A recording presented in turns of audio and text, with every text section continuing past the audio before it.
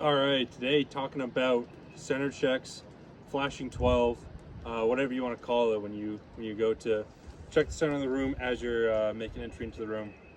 Kind of want to talk about why I don't really want to do a center check as I'm entering the room, as a lot of us were taught, at least in the Marine Corps, you're taught to do a center check or flashing 12.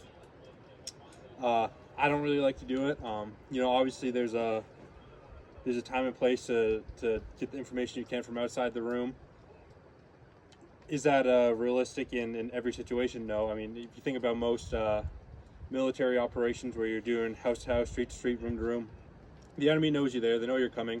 So the safest place to be is going to be inside that next room. The last place you want to spend a lot of time is inside that hallway, trying to get as much information from outside the room as you can. You want to fight barricade to barricade, going room to room. So you want to stay out of the hallway as much as possible.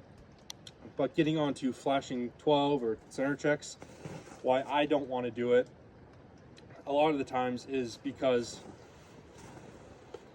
breaking it down into your 5-step, right? You clear the doorway, clear the immediate area, check your corner, sweep your sector of fire as you're establishing your dominant position.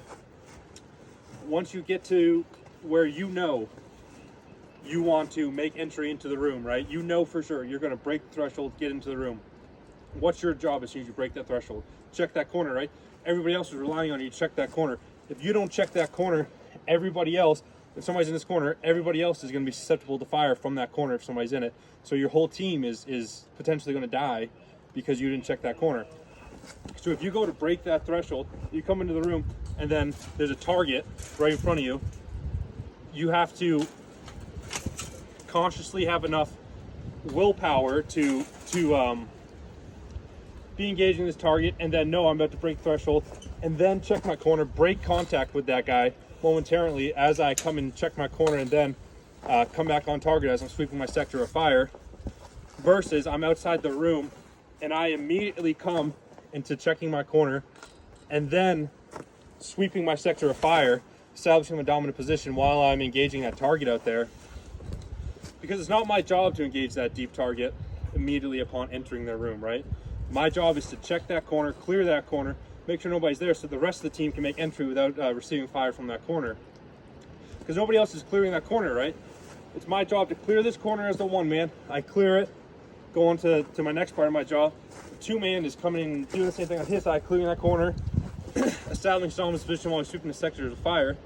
And 3 and 4 are immediately coming in and engaging deep threats.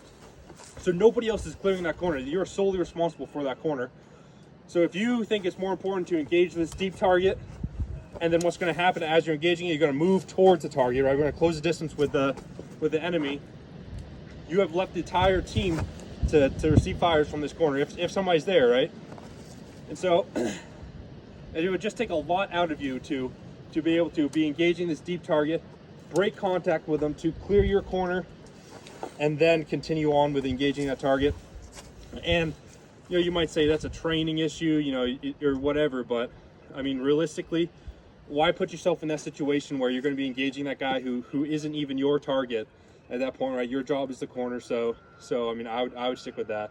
And obviously there's not one right way to do this, and a lot of you are going to have your opinions on this, so interesting to see what's going to be said about that, but yeah, that's my take on it.